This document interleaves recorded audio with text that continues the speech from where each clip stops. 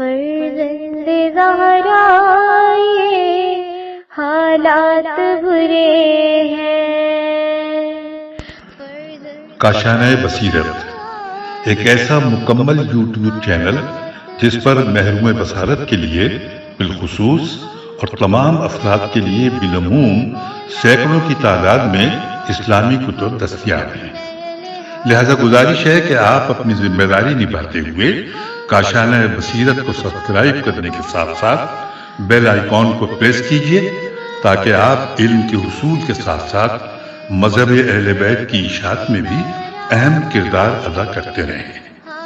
کاشانۂ بصیرت، کاشانۂ بصیرت، کاشانۂ بصیرت۔ فرزند زہرا یہ حالات برے ہیں۔ السلام علیکم ورحمۃ اللہ وبرکاتہ۔ سامعین، آپ سماعت فرما رہے ہیں لہو کی موجیں۔ مؤلف ہیں محمد علی سید صاحب۔ آج ہم آپ کے سامنے اس کی نویں ریکارڈنگ پیش کر رہے ہیں، صفحہ نمبر 236۔ باب شروع ہو رہا ہے 14واں اور عنوان ہے شام شام شام۔ عابد سے یہ وطن میں کسی نے کیا کلام، گزرے قلق زادہ کہاں تم پہ یا امام۔ مولا نے 3 بار کہا شام شام شام، سر ننگے میرا کنبہ تھا اور گرد خاص و عام۔ یہ بدھ کا دن تھا اور سن 61 ہجری کے ربیع الاول کی 16 تاریخ۔ کربلا کے ریگزار سے اپنے پیاروں اور چاند ستاروں کی قبروں پر سے گزرنے والی بیوہ عورتوں اور یتیم بچوں کا قافلہ تقریباً 1400 کلومیٹر کا بدترین صحرائی سفر طے کر کے شام میں داخل ہو رہا تھا۔ یہ شہر یزید کا دارالخلافہ تھا۔ بھوکے پیاسے بچوں اور عورتوں کا یہ قافلہ صحرائی سفر میں میلوں پیدل چلا تھا۔ زیادہ تر بچوں کی پشت پر تازیانوں کے نشان تھے۔ عورتوں کی گردنوں اور بازوؤں پر رسیوں میں بندھے رہنے کی وجہ سے نیل پڑ گئے تھے۔ اس قافلے کے قافلہ سالار کی حالت سب سے گئی گزری تھی۔ گلے میں لوہے کا بھاری طوق، ہاتھوں میں دھوپ سے تپتی آہنی ہتکڑیاں، پاؤں میں وزنی بیڑیاں۔ 7 محرم سے اس کی زندگی میں دکھ اور مصائب کا آغاز ہوا تھا۔ پھر یہ سلسلہ بڑھتا ہی گیا۔ کون سی اذیت ایسی تھی جو اس نے صبر و شکر کے ساتھ برداشت نہ کی ہو؟ بھوک پیاس، باپ بھائیوں اور عزیزوں کی شہادت کا صدمہ، ماں بہنوں اور پھوپھیوں کی بے پردگی کا دکھ، قید و بند کی صحبتیں، کوفے سے شام کے درمیان شہروں اپنے گھر کی محترم خواتین کو بازاروں میں لچے لفنگے لوگوں کے درمیان قیدی بنتے دیکھنا، دنیا کے حقیر ترین انسانوں کا حکم ماننے پر مجبور ہونا، سینکڑوں میل کے صحرائی سفر کے دوران بات بات پر یزیدی فوجیوں کے کوڑے کھانا، کون سا صدمہ اور کون سی دنیاوی مصیبت ایسی تھی جو اس پر نہ گزری ہو۔ لیکن یہ شہید کربلا حسین ابن علی جیسے صبر کرنے والا بہادر باپ کا بہادر بیٹا تھا۔ اس کا صبر انسانوں کے تصور سے بالا تر تھا۔ مصیبت اور آلام کے طوفان، صبر و استقامت کے طوفان اس پہاڑ سے ٹکرا کر دم توڑ رہے تھے، لیکن ابھی مصیبتوں کے بادل چھٹے نہیں تھے۔ ابھی تو صبر اور برداشت کے نئے مرحلے طے ہونا تھے۔ علی بن الحسین ان طوفانوں کا سامنا کرنے کے لیے اپنی پھوپھی جناب زینب بنت علی کے ساتھ تنہا کھڑے تھے۔ دمشق کا شہر دلہن کی طرح سجا ہوا تھا۔ کئی دن سے شہر کی گلی کوچوں میں جشن کا سما تھا۔ 3 دن پہلے یزید کو اطلاع دے دی گئی تھی کہ اس کے فوجی دستے رسول خدا کے خاندان کے قیدیوں کو سارے ملک میں تماشا بنانے کے بعد شہر کی سرحد سے 12 میل کے فاصلے پر آ کر ٹھہر گئے ہیں اور یزید کے حکم کا انتظار کر رہے ہیں۔ یزیدی دستے کے سردار نے یزید کو لکھا تھا کہ خاندان رسول خدا کے مردوں کے کٹے ہوئے سر اور اہل بیت کی قیدی عورتیں اور بچے ہمارے ساتھ ہیں۔ ہمیں بتایا جائے کہ ہم شہر کے کس دروازے سے کس وقت شہر میں داخل ہوں۔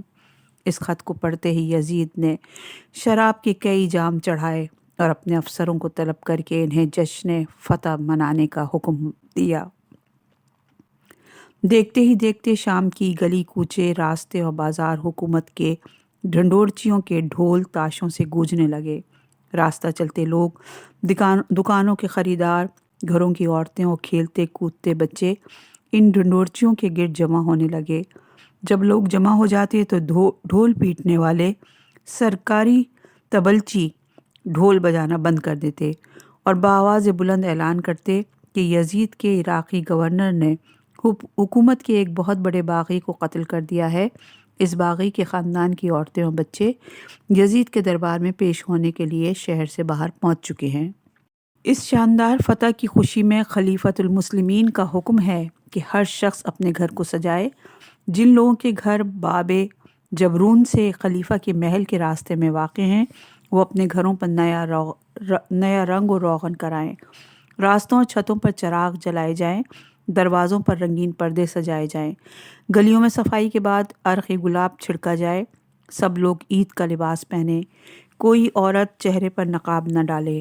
جو لوگ گانا بجانا جانتے ہوں وہ اپنے سازوں کے ساتھ گھروں سے نکل آئیں اور چوراہوں پر ناچ گانوں کی محفل برپا کریں۔ آج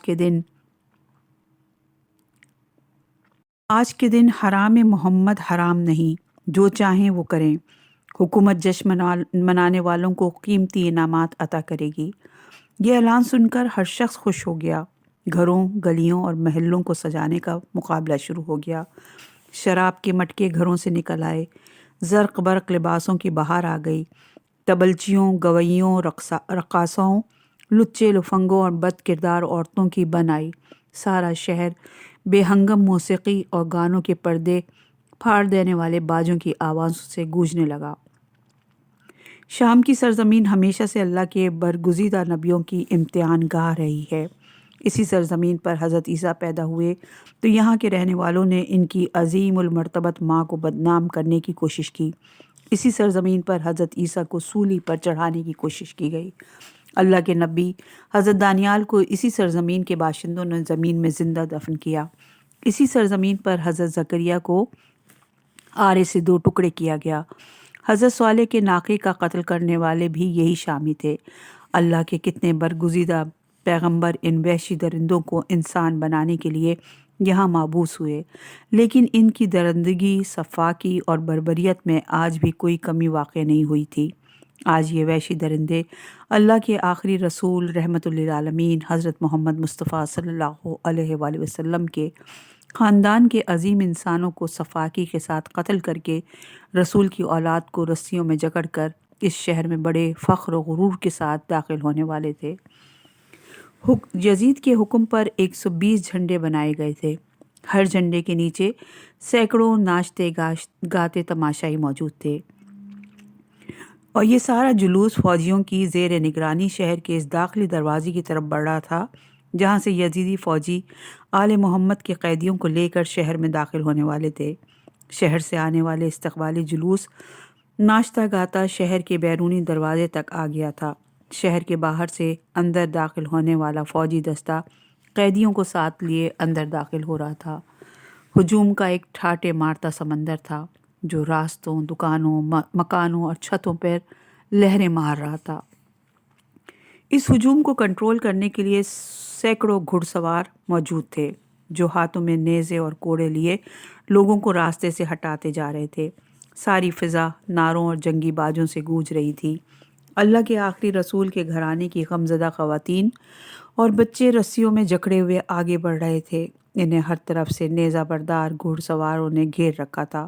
ان قیدیوں کے ساتھ ہی خاص گھڑ سوار ایک ہاتھ سے گھوڑوں کی لگامیں تھامے اور دوسرے ہاتھ میں لمبے لمبے نیزے اٹھائے غرور و تکبر کے ساتھ سینہ پھلائے ادھر ادھر نظریں دوڑاتے آگے بڑھ رہے تھے۔ ان کے نیزوں پر خاندان بنی ہاشم کے 18 شہیدوں کے سر آویزہ تھے۔ ایک نیزہ سب سے لمبا اور نمایاں تھا۔ اس نیزے پر سید الشہداء حضرت امام حسین علیہ السلام کا گردن سے کٹا ہوا سر موجود تھا۔ ان تمام سروں کو جسموں سے الگ ہوئے 2.5-3 مہینے گزر چکے تھے، لیکن ان کی تازگی اور کھلی آنکھوں کا سکون بتا رہا تھا کہ سب زندہ ہیں۔ ایسا لگ رہا تھا جیسے کسی نے گلاب کے پودوں سے سرخ تر و تازہ پھولوں کو توڑ کر ابھی ابھی نیزوں پر سجایا ہے۔ مظلوم کربلا رسول اسلام کے نواسے کا سر سب سے نمایاں تھا۔ گرم ہوا سے آپ کے سر اور داڑھی کے بال کبھی دائیں طرف کو جاتے اور کبھی بائیں جانب لہرانے لگتے۔ آپ کی آنکھیں آسمان کی طرف دیکھ رہی تھیں اور سوکھے ہونٹ حرکت کرتے محسوس ہو رہے تھے۔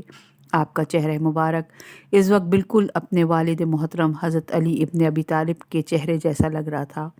مسجد کوفہ کے فرش پر جن لوگوں نے علی ابن ابی طالب کے چہرے کو خون میں ڈوبا ہوا دیکھا تھا، انہیں لگ رہا تھا جیسے اس وقت نوک نیزہ پر بلند حسین بن علی کا سر مبارک نہیں، سر مبارک بھی عقل و شعور رکھنے والوں سے کہہ رہا ہو، رب کعبہ کی قسم میں کامیاب ہو گیا۔ یہ کامیابی ہی تو تھی کہ کوفے سے شام تک کے مسلمانوں کی آنکھیں کھلتی جا رہی تھیں۔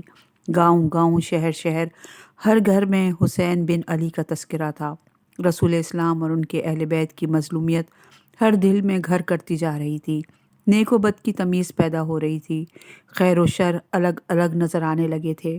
جہاد جیسا اسلامی فریضہ لوگوں کو دوبارہ یاد آنے لگا تھا۔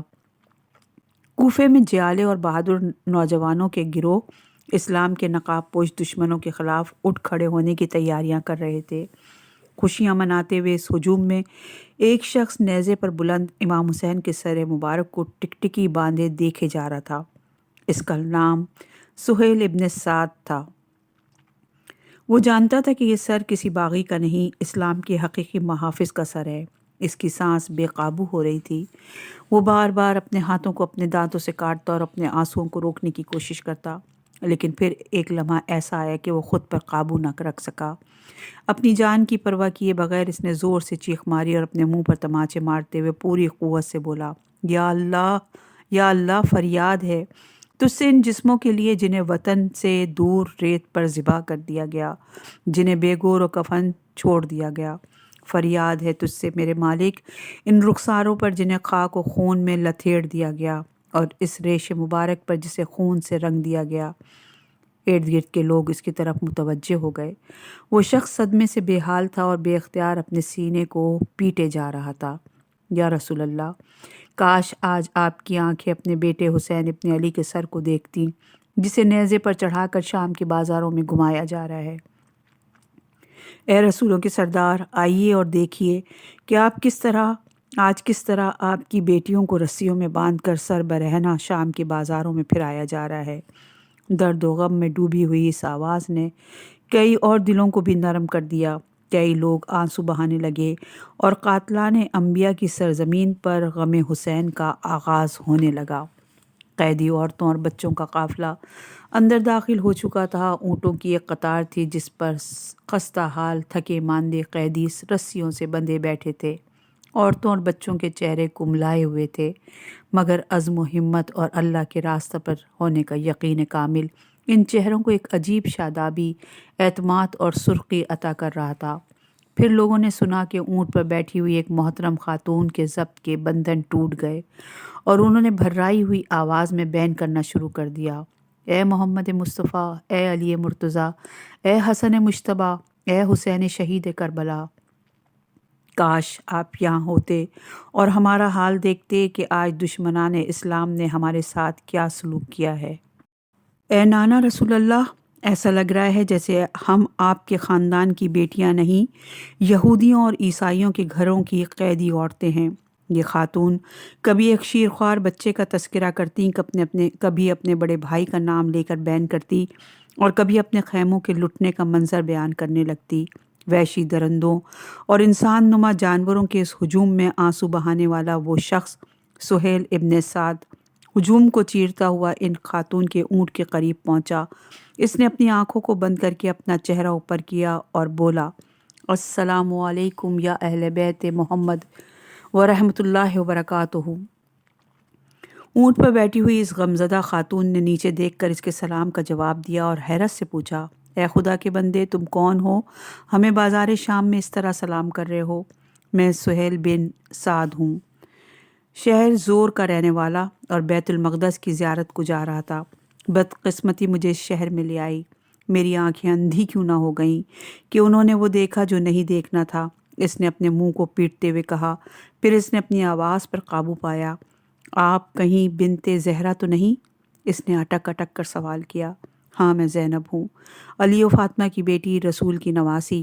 لیکن تم نے مجھے کیسے پہچانا؟ جناب زینب نے پوچھا۔ میری چھٹی حص مجھے بتا رہی تھی، ورنہ مدینے اور کوفے میں تو آپ کا پردہ اتنا مشہور تھا کہ آپ کے پڑوسیوں نے بھی آپ کی آواز بھی نہیں سنی تھی۔ آپ میرے لیے حکم فرمائے۔ سہیل نے سر جھکا کر کہا۔ سہیل، اگر ہو سکے تو نیزے پر سر اٹھانے والوں سے سفارش کر دو کہ وہ شہیدوں کے سروں کو ہمارے اونٹوں سے دور لے جائیں تاکہ تماش بینوں کی توجہ ہمارے چہروں سے ہٹ جائے، جناب زینب نے درد بھری آواز میں کہا۔ سہیل ہجوم کو چیرتا ہوا آگے بڑھا۔ اس کے ساتھ اس کا عیسائی ہم سفر بھی تھا۔ ان دونوں نے نیزہ برداروں کے پاس جا کر انہیں سمجھانا چاہا، لیکن وہ غرور اور تکبر کے مجسمے بنے ہوئے تھے۔ انہوں نے سہیل کو دھکا دے کر پیچھے کر دیا۔ سہیل کے ہاتھ میں کوئی ہتھیار نہیں تھا۔ وہ بڑی مشکل سے سنبھلا۔ بس اسی وقت اس کا عیسائی ہم سفر غصے سے بے قابو ہو گیا۔ وہ سمجھ گیا تھا کہ یہ کٹا ہوا سر رسول اسلام کے نواسے کا ہے اور یہ قیدی اہل بیت رسول ہیں۔ ان حقائق نے اس کی روح کو اسلام کی سچائی سے آشنا کر دیا۔ نیزہ برداروں کا رویہ دیکھ کر اس نے اپنے لباس سے تلوار نکالی اور پوری طاقت اور سچائی کے ساتھ اشہد ان لا الہ الا اللہ و اشہد ان محمد رسول اللہ کا نعرہ بلند کرتے ہوئے نیزہ برداروں پر حملہ کر دیا۔ کئی افراد زخمی ہوئے اور کئی یزیدی مارے گئے، لیکن تنہا آدمی کب تک یزیدی فوجیوں کا مقابلہ کر سکتا تھا؟ جلد ہی سے ہر طرف سے گھیر کر شہید کر دیا گیا۔ اس دوران ہر طرف بھگدڑ مچ گئی تھی۔ مجمع قابو میں آیا تو سہیل لوگوں میں چھپتا چھپاتا جناب زینب کے اونٹ کے قریب پہنچا۔ یہ شور کیسا تھا؟ جناب زینب نے سہیل سے پوچھا۔ شہزادی، آپ کے حکم کی تعمیل میں نیزہ برداروں کے پاس گیا تھا۔ انہوں نے نفرت کے ساتھ مجھے دھتکار دیا۔ میں نہتتا تھا، ورنہ انہیں ضرور مزہ چکھا تھا۔ میرا ہم سفر عیسائی تھا۔ وہ بیت المقدس کی زیارت کے لیے جا رہا تھا۔ اس کے پاس تلوار تھی۔ اس کا سینہ ایمان کے نور سے روشن ہو چکا تھا۔ اس نے آپ کے نانا کا کلمہ پڑھا اور یزیدیوں پر حملہ آور ہو گیا۔ سہیل نے روتے روتے بتایا۔ اس وقت جناب زینب کا دل بھر آیا۔ آپ نے مدینے کی طرف رخ کر کے فریاد کی، اے نانا، اے رسول خدا، آپ دیکھ رہے ہیں کہ آج شام کے بازار میں آپ کی اولاد کی مظلومیت اس حد کو بڑھ گئی کہ غیر مسلم ہم پر ترس کھا رہے ہیں اور آپ کی امت کے دلوں سے رحم اور ہمدردی کا جذبہ فنا ہو گیا ہے۔ عین اسی وقت نقارے بجنے لگے۔ یزید کے محل کی جانب سے کچھ گھڑ سوار اس طرف آ رہے تھے۔ ان کے ہاتھوں میں جھنڈے تھے۔ وہ بڑھتے ہوئے ہجوم کو ٹھہرنے کا اشارہ کر رہے تھے۔ دیکھتے ہی دیکھتے لوگوں کے قدم رکنے لگے۔ سواروں نے گھوڑوں کی لگاموں کو کھینچ لیا اور تماش بینوں کا ٹھاٹے مارتا سمندر پرسکون ہو گیا۔ آنے والے یزیدی فوجی چیخ چیخ کر اعلان کر رہے تھے، امیر المومنین کا حکم ہے کہ قیدیوں کو اسی جگہ ٹھہرایا جائے۔ ابھی محل کی تزئین و آرائش مکمل نہیں ہوئی۔ آئندہ حکم تک تمام لوگ یہیں ٹھہریں۔ یہ کہہ کر ان فوجیوں نے اپنے گھوڑوں کی باگیں موڑی اور یزید کی محل کی طرف واپس جانے لگے۔ یزید کا یہ حکم تھکے ماندے قیدی عورتوں اور بچوں پر قیامت بن کر ٹوٹا تھا۔ جس ہجوم میں ایک لمحہ گزارنا مشکل تھا، وہاں انجانی مدت تک ٹھہرنا بہت بڑی مصیبت تھی۔ یہ قافلہ باب جیرون پر 3 گھنٹے ٹھہرا رہا۔ دمشق کے دروازے کا نام بعد میں باب سات اسی لیے پڑا تھا۔ یہ شام کی سرزمین تھی، انبیاء کی امتحان گاہ، وحشی درندوں کی سرزمین۔ آج اس سرزمین پر اللہ کے آخری رسول کے اہل بیت صبر، شکر اور اللہ پر یقین کے امتحان سے گزر رہے تھے، اور ان کے ارد گرد وحشی درندوں کے غول پھیلے ہوئے تھے۔ صفحہ نمبر ہے 249۔ باب شروع ہو رہا ہے 15واں اور عنوان ہے جیت کی ہار۔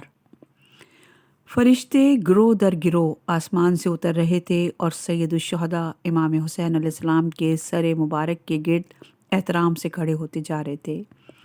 ایک خاتون کی درد بھری آواز زمین سے آسمانوں تک پھیلتی جا رہی تھی۔ گرمی اور حبس کی شدت کی وجہ سے سانس لینا مشکل ہو رہا تھا۔ انسانوں کا ایک سمندر تھا جو گلی کوچوں سے امنڈ رہا تھا۔ حفاظتی دستوں نے اسیران آل محمد کے ارد گرد حصار بنا رکھا تھا۔ پرجوش تماش بینوں کے نعرے، طنزیہ فقرے اور حقارت آمیز نگاہیں قیدی عورتوں اور بچوں کے دلوں کو زہریلے تیروں کی طرح چھلنی کر رہی تھی۔ عجیب بے بسی کا وقت تھا۔ اور وہ عظیم خاندان جس کی عصمت اور پاکیزگی کے قصیدے قرآن مجید نے پڑھے تھے، وہ خاندان آج شام کے بازاروں میں اپنے ہی آزاد کیے ہوئے غلاموں کے نرغے میں تماشا بنا ہوا تھا۔ مظلوموں کے اس قافلے کو باب جیرون نامی دروازے پر 3 گھنٹے گزر چکے تھے۔ یہ 3 گھنٹے ان مظلوم بچوں اور محترم خواتین پر 3 صدیاں بن کر گزرے تھے۔ آخر انتظار کے اذیتناک لمحے ختم ہوئے۔ یزید محل کی جانب سے سپاہیوں کا خصوصی دستہ جھنڈے لہراتا باب جرون کی طرف بڑھنے لگا۔ محل کی تزئین اور آرائش مکمل ہو چکی تھی۔ یزیدی محل کی جانب سے آنے والے سپاہی اپنے جھنڈوں کو ایک خاص انداز میں لہرا رہے تھے۔ انہیں دیکھ کر تماشائیوں کے ہجوم میں خوشی کی لہر دوڑ گئی۔ سڑکوں کے کنارے بیٹھے لوگ اٹھنے لگے۔ انسان نما حیوانوں کا ہجوم آگے بڑھنے لگا۔ فضا اللہ اکبر کے نعروں سے گونجنے لگی۔ پیغمبروں کے قاتلوں کی اولاد اللہ کے آخری رسول حضرت محمد مصطفیٰ صلی اللہ علیہ وآلہ وسلم کے بیٹوں کو قتل کر کے ان کی محترم بیٹیوں کو بازاروں میں تماشا بنا رہی تھی اور خوشی سے بے حال ہو کر اللہ اکبر کے نعرے بلند کر رہی تھی۔ ان کے بزرگ اللہ کے کھلے دشمن تھے۔ وہ نہ حضرت زکریا کو مانتے تھے نہ حضرت عیسیٰ کو، نہ انہیں حضرت دانیال سے کوئی محبت تھی نہ حضرت صالح سے کوئی عقیدت۔ انہوں نے جو کچھ کیا تھا کھلے عام کیا تھا، مگر سن 61 ہجری کے یہ شامی درندے اپنے بزرگوں سے بھی آگے نکل گئے تھے۔ یہ سب لوگ بظاہر اللہ کو مانتے تھے، رسول اسلام کا کلمہ پڑھتے تھے، مسجدوں میں نمازیں ادا کرتے اور روزے رکھتے تھے، خود کو مسلمان کہتے تھے، اور اس وقت اپنے ہی رسول کی اولاد کے خون میں ڈوبے ہوئے سروں اور ان کے خاندان کی محترم عورتوں بچوں کو رسیوں میں بندھا دیکھ کر خوشی سے بے قابو ہو کر اللہ اکبر کے نعرے لگا رہے تھے۔ دوسری قوموں کے بہت سے افراد اپنے گناہوں اور نافرمانیوں کی وجہ سے جسمانی طور پر مسخ کر دیے گئے تھے، لیکن ان شامیوں کے گناہ ایسے تھے کہ اللہ نے انہیں دماغی طور پر مسخ کر دیا تھا۔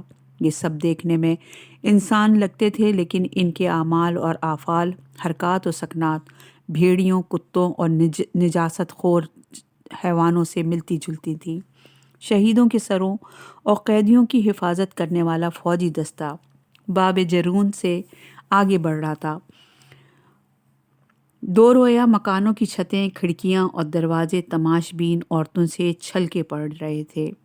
ایک 2 منزلہ مکان کی چھت کے آگے ایک چھجا نکلا ہوا تھا۔ اس چھجے پر کئی عورتیں بیٹھی تماشا دیکھ رہی تھیں۔ ان میں سے ایک 80 سالہ بڑھیا نے رسیوں میں بندھی ہوئی رسول کی نواسی کو دیکھا۔ کسی نے اس عورت کو بتایا کہ یہ علی ابن ابی طالب کی بڑی بیٹی زینب ہے۔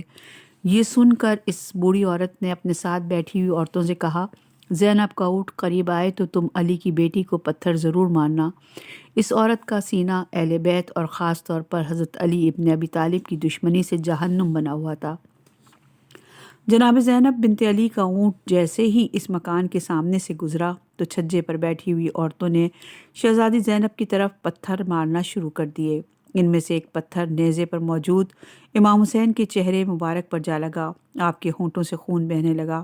اسی وقت جناب علی ابن الحسین کی نظریں اپنے بابا کے سر کی طرف گئیں۔ بابا کے ہونٹوں سے تازہ خون بہتے دیکھ کر آپ کا دل پھٹنے لگا، صبر و ضبط کے بندھن ٹوٹنے لگے۔ آپ نے آسمان کی طرف دیکھا اور بے اختیار کہا، یا اللہ، ان گستاخ عورتوں کو جہنم میں داخل فرما۔ دعا کے الفاظ ابھی مکمل بھی نہیں ہوئے تھے کہ اس مکان کی طرف سے گزرنے والا ہجوم گھبرا کر اوپر دیکھنے لگا۔ انہیں مکان کے چھجے پر سے لکڑیوں کے چرچرانے کی آوازیں آ رہی تھیں۔ پھر وہ لوگ چیختے ہوئے بھاگے اور اسی لمحے مکان کا چھجا ایک دھماکے کے ساتھ زمین پر آ گرا۔ گرد و غبار کا طوفان تھما تو لوگوں نے دیکھا پتھر مارنے والی عورتیں ملبے کے نیچے دب کر زندگی کی آخری سانسیں لے رہی تھیں۔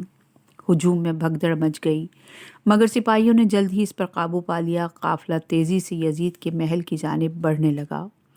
یزید کا دربار دلہن کی طرح سجا ہوا تھا۔ اونچے اونچے محرابی دروازوں پر باریک پردے لہرا رہے تھے۔ فرش پر ریشمی قالین بچھے ہوئے تھے۔ دیواروں پر منقش چادریں جھول رہی تھیں۔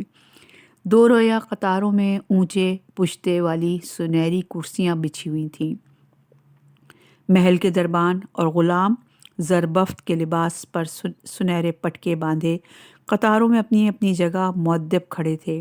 رومی انداز کی سنہری کرسیوں پر مملکت اسلامی کے نامور افراد، فوجی سردار، اعلیٰ حکام، مختلف صوبوں کے گورنر، تاجر، قاضی، محدث، خطیب، مذہبی رہنما، شاعر اور دوسرے ملکوں کے سفارتی نمائندے اور مختلف قبیلوں کے سردار بڑی شان و شوکت کے ساتھ برجوان تھے۔ انہی کرسیوں میں سے ایک کرسی پر بنو امیہ کا عیسائی مشیر سر جان بھی ٹانگ پر ٹانگ رکھے بیٹھا اپنے منصوبے کو کامیاب ہوتا دیکھ رہا تھا۔ سامنے ایک اونچی جگہ پر شاہی تخت رکھا تھا۔ اس کے پایوں میں ہیرے و جواہرات جڑے ہوئے تھے۔ باریک حریری پردوں سے چھن چھن کر آنے والی دھوپ جب تخت کے پایوں پر پڑتی تو یہ ہیرے جواہرات انگاروں کی طرح چمکنے لگتے۔ اس تخت پر دنیا کا ظالم ترین انسان بڑی شان و شوکت کے ساتھ ریشمی تکیوں کا سہارا لیے بیٹھا تھا۔ اس کے چہرے پر بے پناہ خوشی اور اعتماد نظر آ رہا تھا۔ اس کے گلے میں سونے کی موٹی زنجیر تھی اور ہاتھوں میں جواہرات جڑے ہوئے سونے کے کنگن۔ شراب کا جام جب ان کنگنوں سے ٹکراتا تو دربار میں ہلکی ہلکی گھنٹیاں سی بجنے لگتی۔ شراب کے نشے سے اس کی آنکھیں نشیلی ہو رہی تھیں، لیکن وہ مکمل ہوش و حواس میں تھا۔ دربار کا جائزہ لینے کے بعد اس کے موٹے موٹے ہونٹوں کو حرکت ہوئی اور اس نے حکم دیا کہ باغیوں کے کٹے ہوئے سر اس کے سامنے پیش کیے جائیں۔ قیدیوں کو ابھی دربار کے باہر کھڑا رکھا جائے۔ ذرا ہی دیر بعد سنہری پٹکوں سے آراستہ غلاموں کا ایک گروہ اندر داخل ہوا۔ ان کے ہاتھوں میں سونے اور چاندی کے تھال تھے۔ ان حبشی غلاموں کے آگے آگے ایک انتہائی مکروہ شکل کا لمبا تگڑا آدمی چل رہا تھا۔ اس شخص کا رنگ کالا، ناک چپٹی مگر لمبی، آنکھیں اندر کو دھسی ہوئی، چہرے پر برس کے سفید داغ اور سامنے کے 2 دانت آگے نکلے ہوئے نظر آ رہے تھے۔ اس کے چہرے پر مکروہ مسکراہٹ پھیلی ہوئی تھی۔ اس کے بال خنزیر کے بالوں کی طرح کھڑے ہوئے تھے۔ وہ یزید کو خوشامدانہ نظروں سے دیکھتا ہوا قدم قدم آگے بڑھ رہا تھا۔ اس کے ہاتھوں میں ایک طلائی تھال تھا اور اس تھال میں رسول کے نواسے کا خون میں ڈوبا ہوا سر رکھا ہوا تھا۔ کتے کی شکل والا یہ انسان شمر تھا۔ شمر کا اصل نام شرجیل اور کنیت ابو سابغہ تھی۔ یہ بنی کلاب کے قبیلے سے تعلق رکھتا تھا اور قبیلہ حوازن کے رئیسوں میں شمار ہوتا تھا۔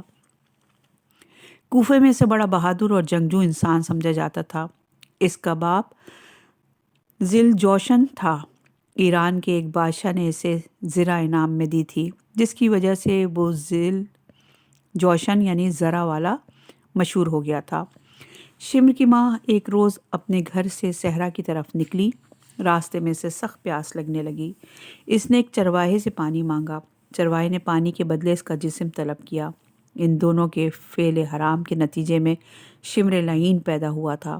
یہ شخص جنگ صفین میں حضرت علی علیہ السلام کی فوج میں شامل تھا، لیکن بعد میں منحرف ہو گیا۔ امیر المومنین کے جلیل القدر صحابی جناب ہجر ابن عدی کے خلاف اسی نے گواہی دی تھی، اسی لیے جناب ہجر بن عدی کا خون بہانے میں اس کا بھی حصہ تھا۔ عاشور کی صبح ذرا دیر کو امام حسین کی آنکھ لگی تھی کہ اگلے ہی لمحے آپ نے آنکھیں کھول دیں۔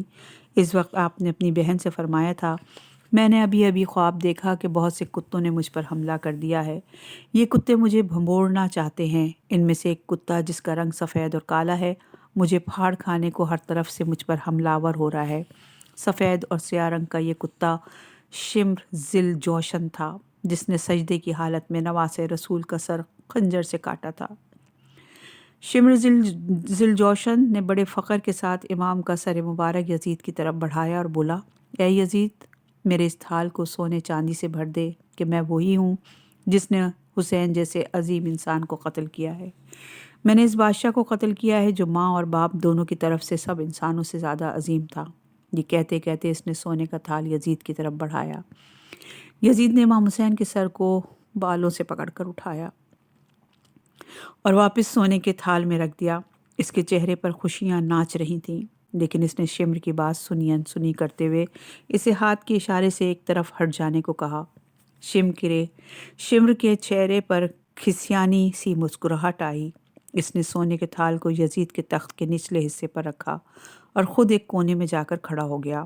یزید نے تخت کے نیچے اپنے قدموں میں رکھا سر کو دوبارہ بالوں سے پکڑ کر اٹھایا، اس کے منہ سے ایک قہقہہ بلند ہوا اور شراب کی بدبو ارد گرد پھیل گئی۔ پھر اس نے امام حسین کے سر مبارک کو اپنے چہرے کے سامنے کیا اور خوشی سے بے قابو ہو کر اپنے شعر پڑھنے لگا۔ ہم ایسے لوگوں کے سر کاٹ دیتے ہیں جو اللہ کے نزدیک ہم سے زیادہ معزز ہوتے ہیں۔ ہمیں تو دنیا کی حکومت چاہیے اور اس میں ہم کامیاب ہو گئے، حالانکہ اس کے بدلے آخرت میں دہکتی ہوئی آگ ہوگی۔ پھر اس نے اپنے درباریوں کی طرف دیکھا اور بولا، حسین فخر کیا کرتا تھا کہ میرا باپ یزید کے باپ سے اور میری ماں یزید کی ماں سے افضل ہے۔ تو جہاں تک حسین کے باپ کا تعلق ہے، دنیا جانتی ہے میرے باپ نے حسین کے باپ کو شکست دے دی تھی۔ ہاں، اس بات کو میں مانتا ہوں کہ حسین کی ماں میری ماں سے ضرور افضل تھی۔ اس وقت سامنے والی دیوار پر ایک کوا آ کر بیٹھ گیا اور شور مچانے لگا۔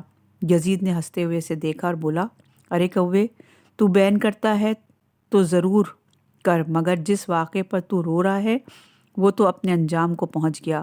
کاش میرے بزرگ جو میدان میں علی کے ہاتھوں قتل ہوئے آج زندہ ہوتے تو یہ منظر دیکھ کر کس قدر خوش ہوتے۔ یزید سر امام حسین کو ہوا میں لہراتے ہوئے بڑبڑایا، ہم نے محمد کے بیٹوں سے اپنے بزرگوں کا بدلہ لے لیا۔ پھر اس نے ایک قہقہہ لگایا اور درباریوں کو مخاطب کر کے بولا، بنی ہاشم نے دراصل اپنی حکومت قائم کرنے کے لیے ایک ڈرامہ رچایا تھا۔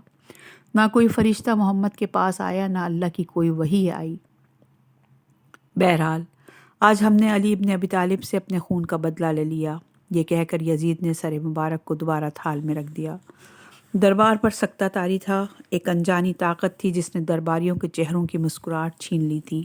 ایک گہرا سناٹا تھا جس نے دربار کی خوشیوں کو ماند کر دیا تھا۔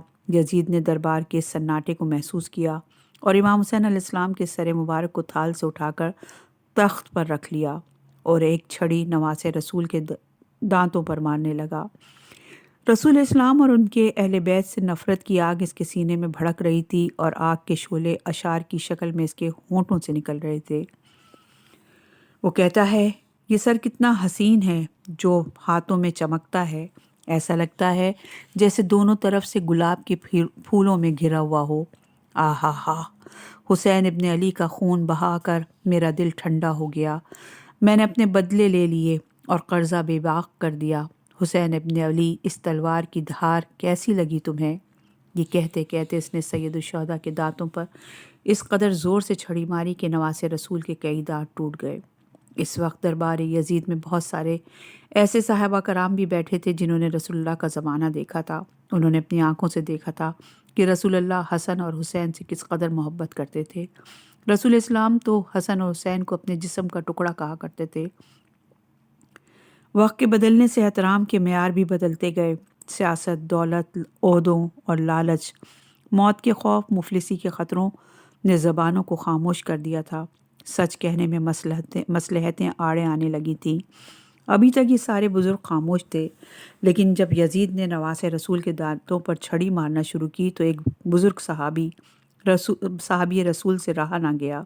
وہ اٹھ کھڑے ہوئے اور انہوں نے لرزتی ہوئی آواز میں یزید کو ڈانٹا، یزید، تجھے کچھ تو شرم کر، تو ان مبارک دانتوں کی بے حرمتی کر رہا ہے جنہیں اللہ کے رسول بوسے دیا کرتے تھے۔ یزید نے تیوریاں چڑھا کر ان صحابی کی طرف دیکھا، سمرہ بن جندب، اگر تم صحابی رسول نہ ہوتے تو میں اس گستاخی پر تمہیں قتل کر دیتا۔ جناب سمرہ بن جندب کی آنکھوں سے آنسو بہنے لگے۔ ارے ظالم انسان، میں بھی یہی کہہ رہا ہوں، تو میرا احترام اس لیے کر رہا ہے کہ میں صحابی رسول ہوں۔ اب تو یہ بتا کہ رسول کا صحابی ہونا زیادہ قابل احترام ہے یا ان کی اولاد ہونا زیادہ قابل عزت ہے؟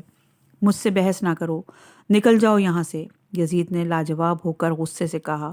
سمرہ بن جندب روتے ہوئے دربار سے باہر نکل گئے۔ اسی وقت ایک دوسرے صحابی جناب ابو بردہ سلمہ اپنی جگہ کھڑے ہوئے۔ اللہ کی لعنت ہو تجھ پر یزید، تیری یہ جرت کہ تو حسین بن فاطمہ کے دندان مبارک کو اپنی چھڑی سے توڑ رہا ہے۔ میں گواہی دیتا ہوں کہ میں نے بے شمار مرتبہ یہ دیکھا کہ رسول اللہ حسین کے ہونٹوں اور دانتوں کو چوم کر روتے جاتے تھے اور یہ کہتے جاتے تھے کہ تم دونوں بھائی جنت کے جوانوں کے سردار ہو۔ یزید بھنا کر رہ گیا۔ اس نے چیخ کر غلاموں کو حکم دیا کہ اس بڈھے کو پکڑو اور دربار سے باہر لے جا کر پھینک دو۔ یہ کہہ کر اس نے شراب کی سرائی کنیز کے ہاتھ سے چھینی اور غٹا غٹ شراب پینے لگا۔ دراصل اس کے اعصاب جواب دینے لگے۔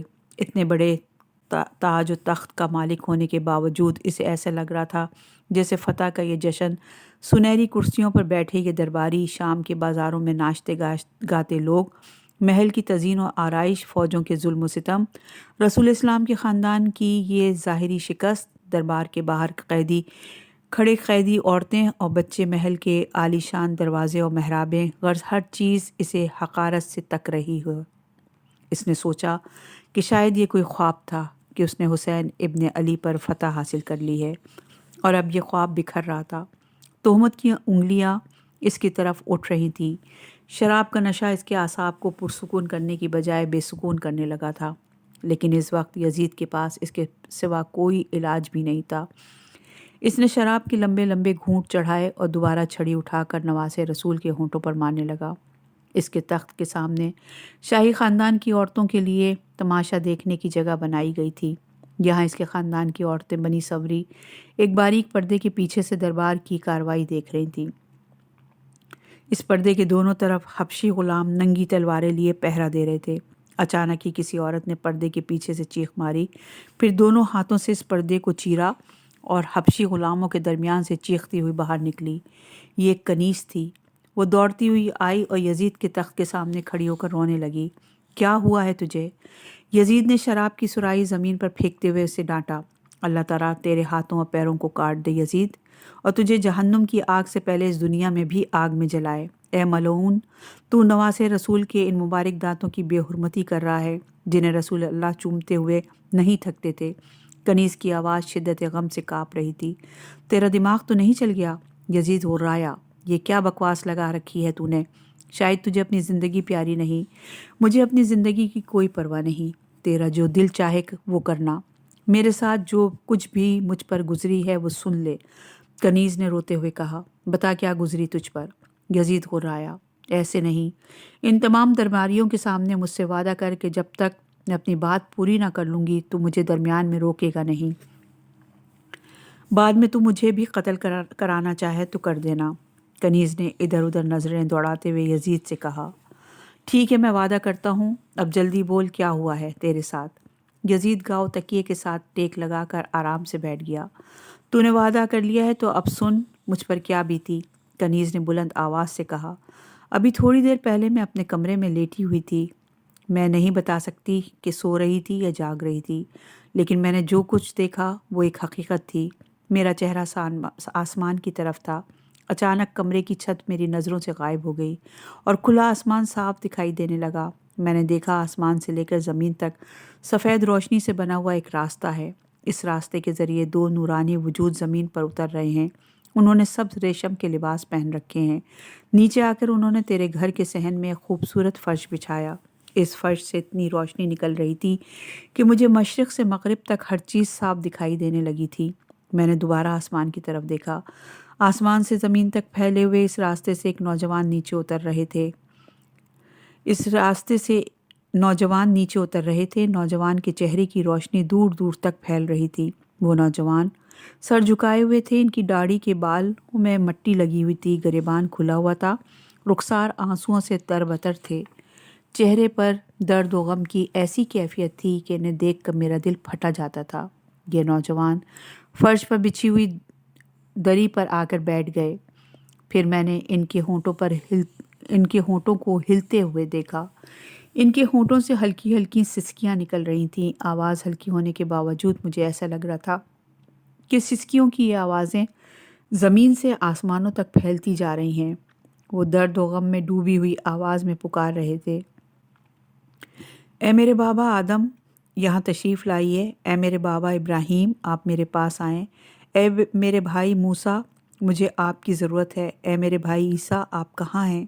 آئیں، میرے پاس آئیں۔ اور اللہ کے نبیوں کو پکارتے جاتے تھے اور روتے جاتے تھے۔ یزید کی بھویں چڑھی ہوئی تھیں۔ وہ بڑی ناگواری سے کنیز کو دیکھ رہا تھا، لیکن کنیز کو اس کی پرواہ نہیں تھی۔ وہ اپنی دھن میں بولے جا رہی تھی۔ پھر میں نے دیکھا کہ صحن میں ایک نورانی فرش بچھایا گیا اور آسمان سے زمین تک پھیلے ہوئے سفید براق راستے سے ایک سیاہ پوش خاتون نیچے اتری۔ ان کے سر کے بال کھلے ہوئے تھے، بالوں میں صحرا کی ریت چمک رہی تھی۔ انہوں نے اپنا ہاتھ اپنے ایک پہلو پر رکھا ہوا تھا، شاید اس طرف سے وہ زخمی تھی۔ ان کے ہاتھ میں ایک عصا تھی جس کے سہارے وہ آگے بڑھ رہی تھیں۔ ان کا چہرہ درد و مصیبت کی تصویر بنا ہوا تھا۔ یہ خاتون فرش پر بیٹھ کر بین کرنے لگیں۔ روتے روتے انہوں نے آسمان کی طرف رخ کیا اور بولی، اماں حوا، اماں ہاجرہ، اماں ختیجہ، آپ اپنی بیٹی کے پاس آ کر بیٹھیں۔ میری بہن مریم، آپ بھی یہاں آ جائیں۔ میں نے محسوس کیا کہ ان خاتون کی درد بھری آواز زمین سے آسمانوں تک پھیلتی جا رہی تھی۔ ان کی آواز میں ایسا درد تھا کہ سارا ماحول درد و غم میں ڈوب گیا۔ اسی وقت میں نے ایک آواز سنی۔ یہ آواز آسمان سے آ رہی تھی، مگر آواز دینے والا کہیں نظر نہیں آتا تھا۔ یہ آواز کہہ رہی تھی، پہلے جو نوجوان انبیاء اور مرسلین کو پکار رہے تھے وہ نبیوں کے سردار حضرت محمد مصطفیٰ صلی اللہ علیہ وآلہ وسلم ہیں، اور جو خاتون بعد میں آئیں وہ اللہ کے رسول کی اکلوتی بیٹی اور مظلوم کربلا حسین ابن علی کی ماں فاطمہ بنت محمد ہیں۔ یزید نے بے چینی سے پہلو بدلا۔ کنیز نے درباریوں کو دیکھا اور بولی، یہ سن کر میری آنکھوں سے آنسو بہنے لگے۔ میں نے چاہا کہ اٹھوں اور ان عظیم ہستیوں کے قدموں کو بوسہ دوں، لیکن میرے ہاتھ اور پیر کام نہیں کر رہے تھے۔ میں بس دیکھ سکتی تھی یا سن سکتی تھی، اپنی جگہ سے اٹھنا میرے بس میں نہیں تھا۔ میں نے ادھر ادھر نظریں گھمائیں تو مجھے فرش پر بہت سے نورانی وجود دکھائی دیے۔ اسی وقت جناب زہرا نے رسول اللہ کو مخاطب کیا، بابا جان، آپ نے دیکھا کہ آپ کی امت نے میرے حسین کے ساتھ کیا سلوک کیا؟ یہ کہہ کر جناب زہرا ہچکیوں سے رونے لگیں۔ جناب رسول خدا کا چہرہ مبارک شدت غم سے زرد ہو رہا تھا۔ آپ کے ہونٹ کپ کپا رہے تھے۔ آپ کی ریش مبارک آنسوؤں سے بھیگی ہوئی تھی۔ آپ نے اپنی بیٹی کو سینے سے لگا کر رونے لگے۔ پھر اللہ کے رسول نے حضرت آدم کی طرف دیکھا، اے میرے پدر بزرگوار، آپ نے دیکھا ان باغیوں نے میرے بیٹے حسین کے ساتھ کیا سلوک کیا؟ حضرت آدم کی آنکھوں سے بے اختیار آنسو بہنے لگے۔ انہوں نے اپنا چہرہ ہاتھوں سے چھپا لیا۔ ان کا پورا جسم لرز رہا تھا۔ پھر میں نے بے شمار مردوں اور عورتوں کے رونے کی آوازیں سنی۔ مجھے ایسا محسوس ہوا جیسے زمین اور آسمان کی درمیانی فضا گریہ و ماتم کی ان آوازوں سے پر ہو گئی ہے۔ بس اسی وقت صحن کی ایک جانب مجھے سر امام حسین سورج کی طرح چمکتا نظر آیا۔ فرشتے گروہ در گروہ آسمان سے اتر رہے تھے اور سر امام حسین کے ارد گرد احترام سے کھڑے ہوتے جا رہے تھے، اور ایک ایک کر کے سر جھکائے آگے بڑھتے امام حسین کے کٹے ہوئے سر کو بوسہ دیتے، اور فضا میں سسکیوں کی آوازیں گونجنے لگیں۔ اس وقت مجھے پہلی بار اندازہ ہوا کہ میں بول سکتی ہوں۔ میں نے ان فرشتوں سے پوچھا، تم لوگ کون ہو؟ ہم اللہ کے فرشتے ہیں، مجھے جواب ملا۔ تم یہاں کیوں آئے ہو؟ میں نے سوال کیا۔ ہم سید الشہداء امام حسین علیہ السلام کی زیارت کے لیے آئے ہیں، فرشتوں نے جواب دیا۔ پھر میں نے آسمان کی طرف دیکھا۔ آسمان کی مختلف سمتوں سے عذاب کے فرشتے نیچے اتر رہے تھے۔ ان کے ہاتھوں میں آگ سے بنے ہوئے گرزت اور نیزے تھے۔ ان نیزوں کے آگے آگے آگ کے تند و تیز شعلے لپک رہے تھے، اور یہ آگ تیرے گھر میں ہر طرف پھیلتی جا رہی تھی۔ ایک فرشتہ آگ کا گرز لیے تیرے پیچھے دوڑ رہا تھا۔ پھر مجھے تیری چیخیں سنائی دیں۔ تیری آوازوں کے بلند ہوتے ہی ایسا لگا جیسے سوتے سوتے میری آنکھ کھل گئی ہو، لیکن خدا کی قسم نہ میں سوئی تھی اور نہ کوئی خواب دیکھ رہی تھی۔ میں فوراً اپنے بستر سے اٹھی اور دربار کی طرف بھاگی کہ تجھے خبردار کر دوں۔ یہاں آ کر پردے کے پیچھے سے میں نے دیکھا کہ فرزند رسول کا سر مبارک تجھے پیش کیا گیا۔ پھر میں نے دیکھا کہ میرے آقا کے دندان مبارک پر چھڑی مار رہا ہے۔ ہٹا لے اپنی چھڑی کو یہاں سے یزید، اللہ تیرے ان ہاتھوں کو شل کر دے اور تجھے جہنم سے پہلے اس دنیا میں بھی آگ میں جلائے۔ یہ کہتے کہتے کنیز کی آواز بھررانے لگی اور وہ سر جھکا کر زار و قطار رونے لگی۔ اپنی ذلت اور رسوائی کے یہ لمحے یزید نے بڑی مشکل سے گزارے تھے۔ اگر وہ پوری بات سننے کا وعدہ نہ کر چکا ہوتا تو اسے کبھی کا قتل کرا چکا ہوتا۔ بھرے دربار میں اپنی کنیز سے اسے اس طرح ذلیل کرنے کی یہ تو اس کے وہم و گمان میں بھی نہ تھا۔ اس نے تو یہ ساری محفل اپنی شان و شوکت دکھانے کے لیے سجائی تھی۔ عظیم الشان سلطنت کے بڑے بڑے سرداروں، شیخوں، عالموں، قاضیوں، فوجی حکمرانوں، گورنروں اور غیر ملکی سفیروں کو تو اس نے اپنی بے پناہ طاقت دکھانے کے لیے یہاں جمع کیا تھا، لیکن کنیز کے آنسوؤں، اس کے لہجے کی سچائی اور اس کے یقین اور اعتماد نے اس کے گناہوں کی غلاظت بھرے دربار میں اس کے منہ پر مل دی تھی۔ وہ خود کو جواہرات سے سجے ہوئے شاہی تخت پر بیٹھا ہوا ایک حقیر چوہا سمجھ رہا تھا، ایسا چوہا جس کے سر پر کسی نے سونے کا تاج رکھ دیا ہو۔ اس نے پہلو بدل کر دربار میں ادھر ادھر نظر دوڑائی۔ ہر شخص اس سے نظریں چرا رہا تھا، کیونکہ ہر شخص کی آنکھیں بھیگی ہوئی تھیں۔ ہر شخص احساس جرم کا شکار تھا۔ ہر طرف ایک گہرا سناٹا تھا۔ کوئی بھی شخص اس وقت یزید کی طرفداری کے لیے دل سے تیار نہ تھا۔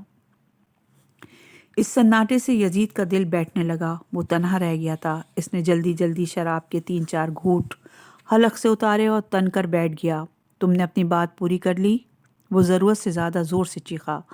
ہاں، میں نے اپنی بات پوری کر لی ہے، لیکن اللہ کا انتقام تو ابھی شروع ہوا ہے یزید، اور یہ انتقام آخرت میں مکمل ہوگا۔ کنیز نے ترکی با ترکی جواب دیا۔